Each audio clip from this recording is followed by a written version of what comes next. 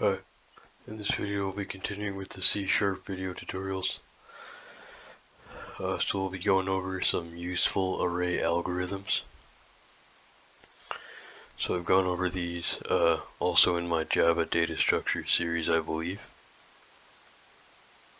I think I did. Actually, maybe not. Maybe a few of them. Anyway, so never mind about that. If they are there, they'll be in the Java data structures playlist. It's pretty much exactly the same as C#. So the first one is a sequential search. It uses a loop to sequential step through an array, starting with the first element. So there's a code for this.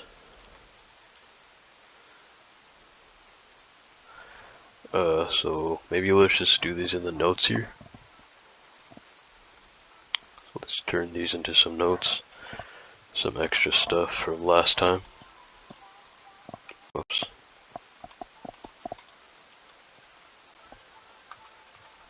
Okay. So down here we have, let me just make that bigger. Okay, so we have arrays here. Arrays will say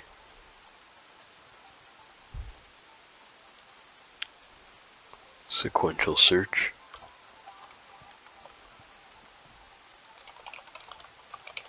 So arrays sequential search. Example.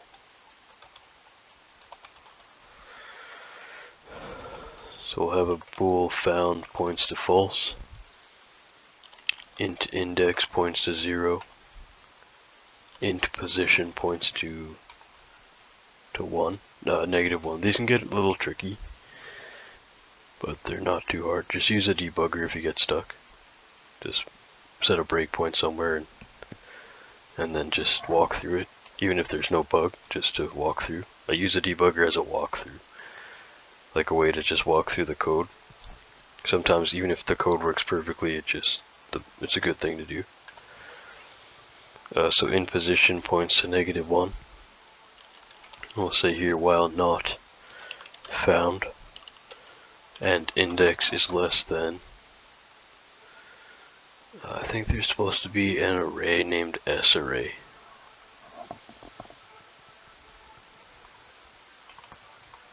So let's say we have sArray.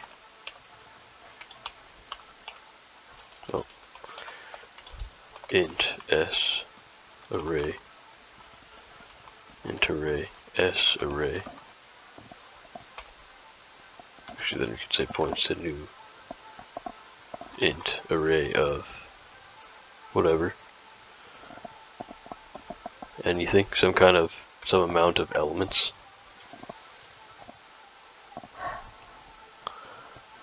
So then here,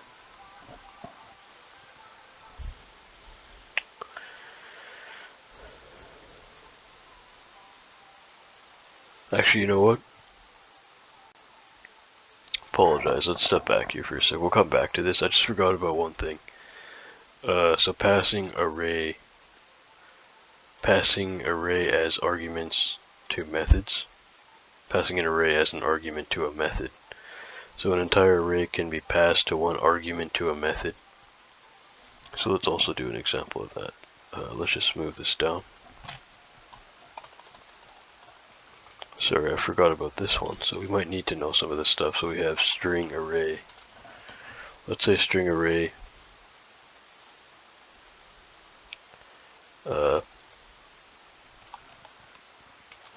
Say str names. And we could say points to. Then we'll say, for example, just some, or doesn't really matter, string fruits. Points to just some random fruits.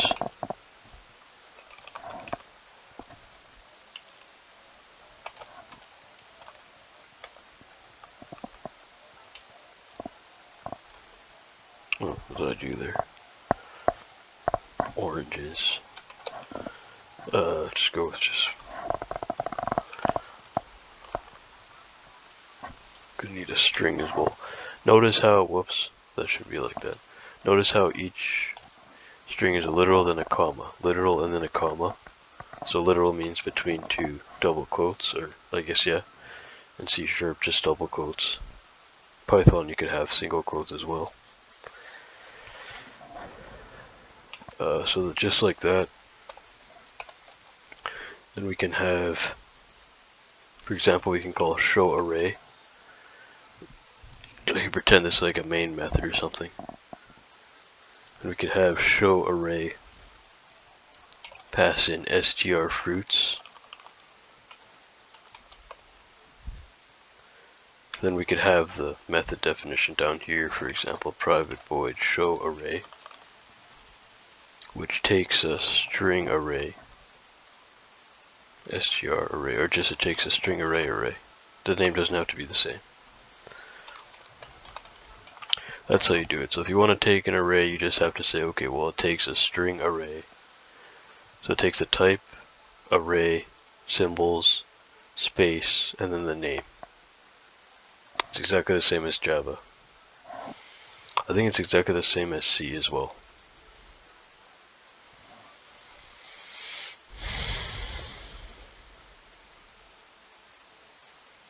Alright, let me just get a sip of my tea here. Sorry about that.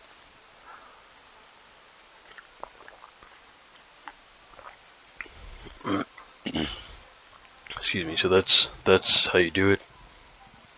Just like that. May take some practice, but it's pretty easy once you get it. So then here we'll just have a for loop for each passing in. We'll do a for each loop. We'll say string str in.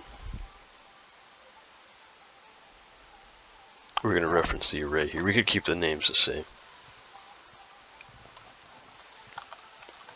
I think we can. Nope. I think we can. If not, then just change the name. But I should be able to, so we can say here for string str in str fruits. We're going to reference this array here in the parameter. Then we'll say message box.show str. So it's going to show each element. Okay, so that's it. Actually, nope, sorry. There's one more. So it can also be passed individually. So instead of this, we could use another for loop, so just a normal for loop for int I points at 0, I is less than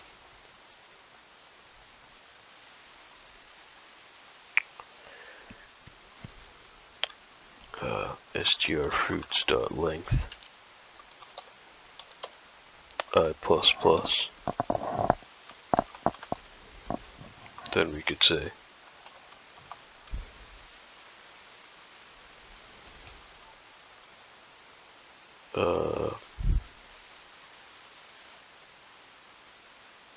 show array.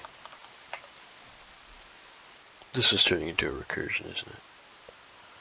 Yeah. We could have, for example, another method that we had show fruits or something. Let's just pretend we have another method. Then we could say passing in strfruits dot. Well, pass in strfruits of array index I. So basically, you can also pass them in by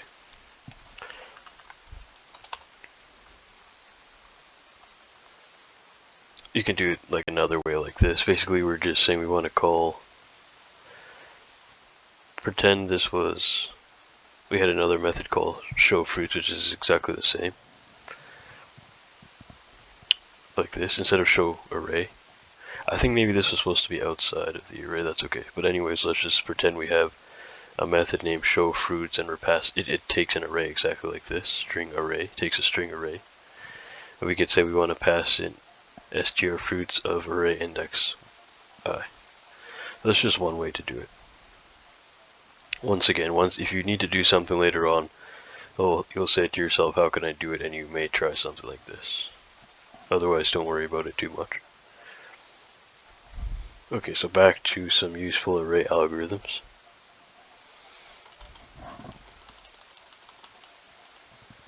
So this is the array sequential search, back to this.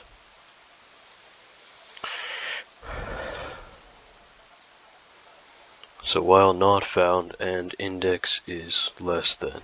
I think we're supposed to say we had an S array. This example might be kind of broken. Don't worry, we'll get into the full labs later on and some better examples. So here we could say S array dot length. So while not found and index is less than S array dot length, then we'll say if S array of array index points to value, and we'll say found points to true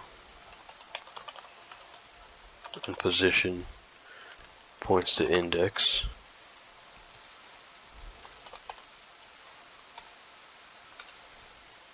then we'll say index plus plus. So this code searches a string array for a special value. If the value is found, its position is returned, otherwise -1 is returned. This algorithm is not efficient, so there's better ways to kind of use this. So copying an array, so you can create a second array and copy the individual element of the source array to the target array. So that's another example, so let's just delete this example.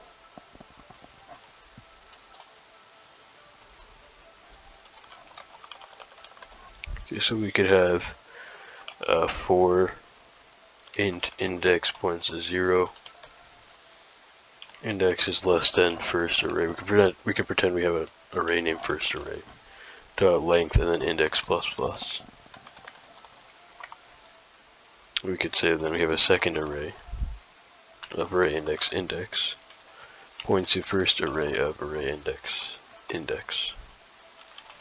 What's happening here? So let's pretend we have int first array. Int array first array points to new int array of, let's say we had 10 elements. We had make sure that actually doesn't have the size. I'm not sure if the sizes have to be exactly the same. I think it depends what you're trying to do. Let's just make them the same in this case. So second array, same size. To int array second array points to new int of size 10 as well. So now here we're looping through. Let's loop with I.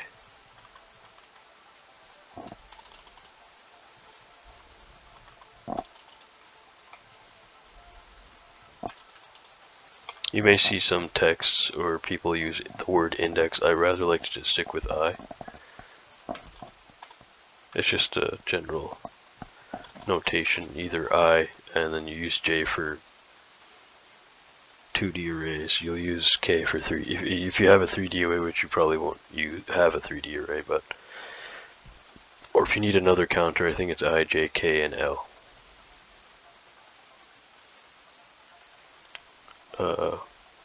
Usually I choose I and J. That's about it. Usually you can use I again for some reason. You could use I several times. Just be careful with that though. That's why it's sometimes better to use different letters, so the same variable doesn't get used again.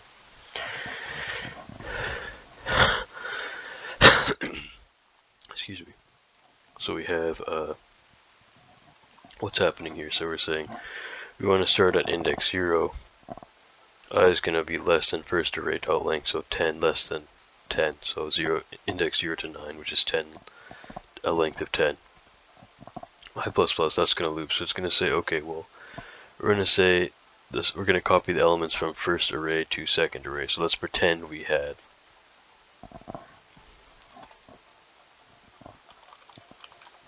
first array of 0 array index 0 points to like 1. First array of index 1 points to 2. Whoops. First array, we could have done this through a loop, but that's okay. So first array of array index 2 points to 3. Let's just pretend that went to index 0 to 9, so we had 10 elements. It's just like dot dot dot continued. So basically that's just a comment. Continue to index 9. So let's pretend we had the same pattern all the way to index 9. So now we're saying that the int array, second array, whoops, sorry. This comment just throwing me off. Let's just pretend that went to index 9. Like continued.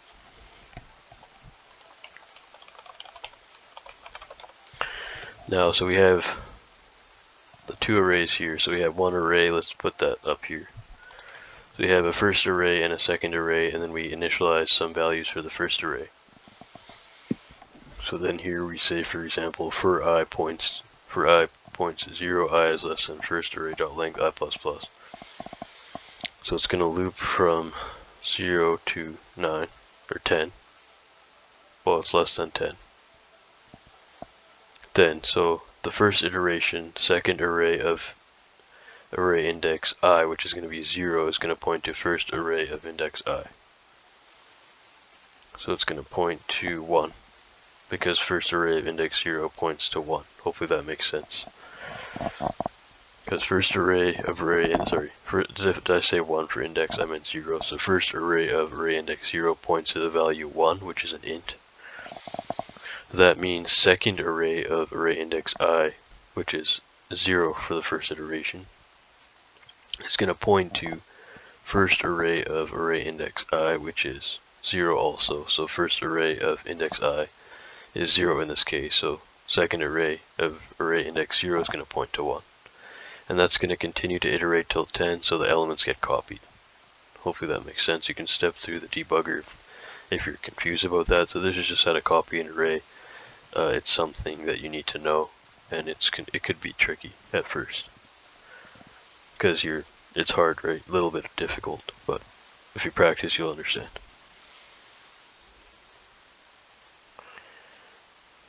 So you can also compare arrays. You must compare each element of the arrays. This is another trick you can do, so let's just start with something else. Actually, let's keep some of that. Take this out. So here we can say if first array dot length does not equal second array dot length.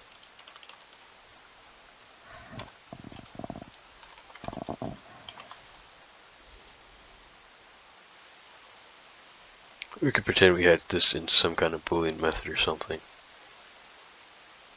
Return false.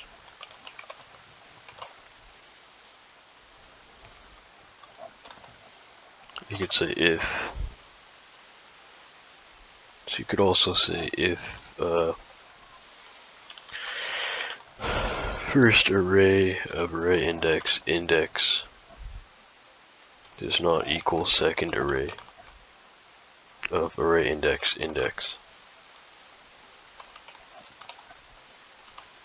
You could also return false.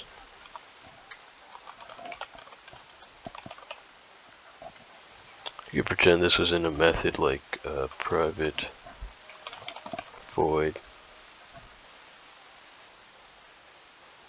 array is, nope, this is not a void, this is a boolean in that case. Is it called bool or boolean? I forgot. I think it's bool in C#. Let me double check that.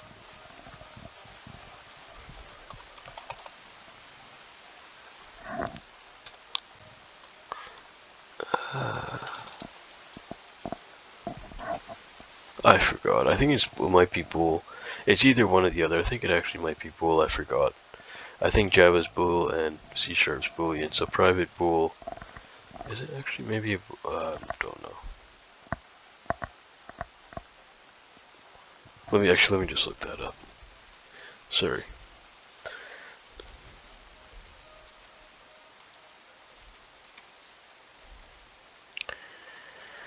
Is there a type? Something's wrong. It's not even loading. Come on, anytime today. Bool type, okay.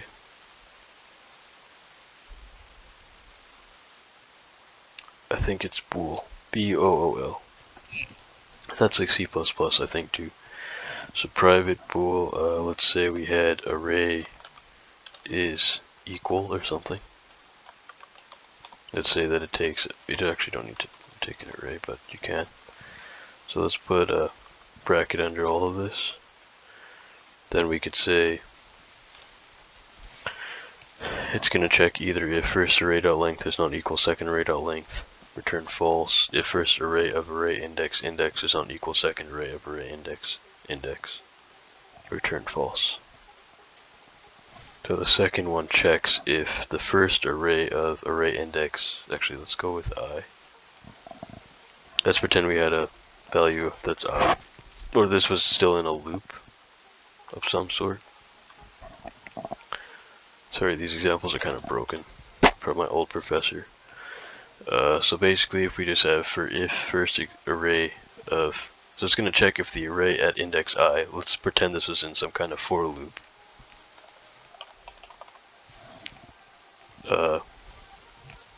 With brackets.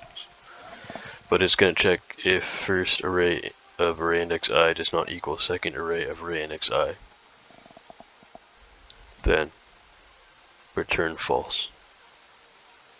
So if let's pretend we're at iteration 0, so if first array of array index 0 does not equal second array of array index 0, then it's not equal, so the method's going to return false. So we'll just go with one more here and then we'll take a break. So you can total the value of an array. You can use a loop with an accumulator variable.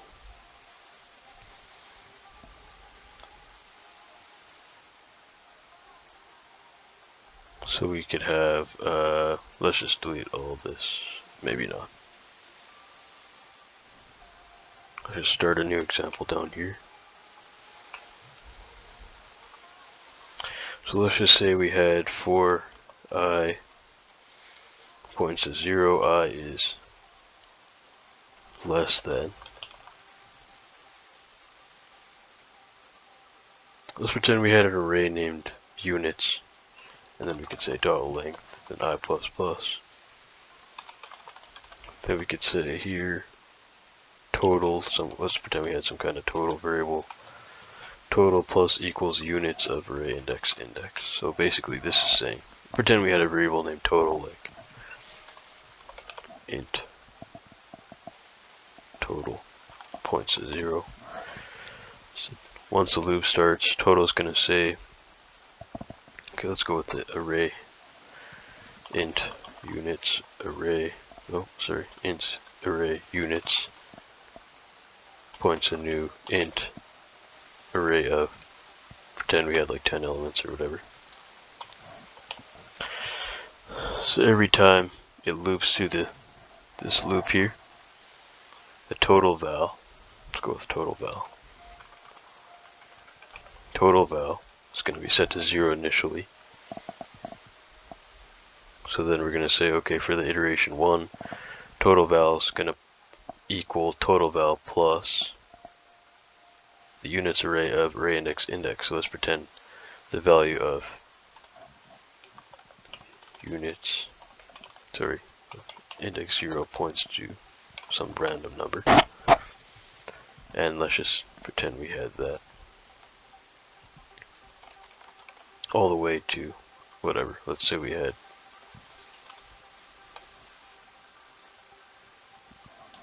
4, 0, 1.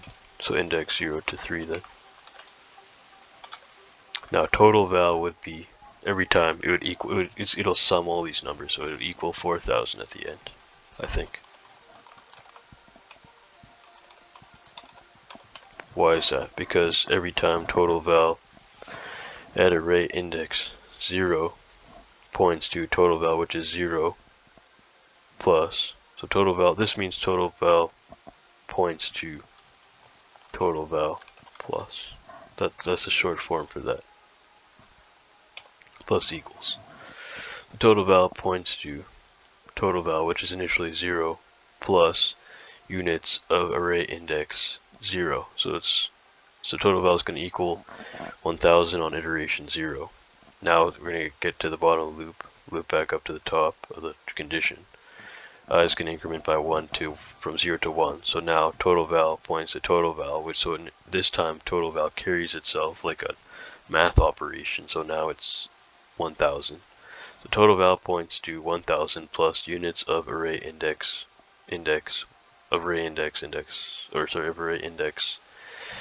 which is 1 in this case, because it increments by 1 in this case. So now total val is going to point to 1000 plus 1000. That's going to continue till till I is less than units.length. Right.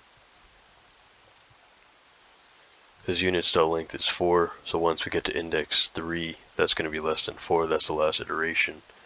Any more would make this loop false, therefore the loop would get skipped after that. So that's pretty much it for the array notes, whatever part this is. So thanks for watching, guys. If you guys like the video, you can like and subscribe to the channel to support the channel for more programming and investing tutorials. So in the next video, we'll be going over finding the highest value in an array and the lowest value in an array using some kind of algorithm. So hopefully I'll see you guys there. Take care.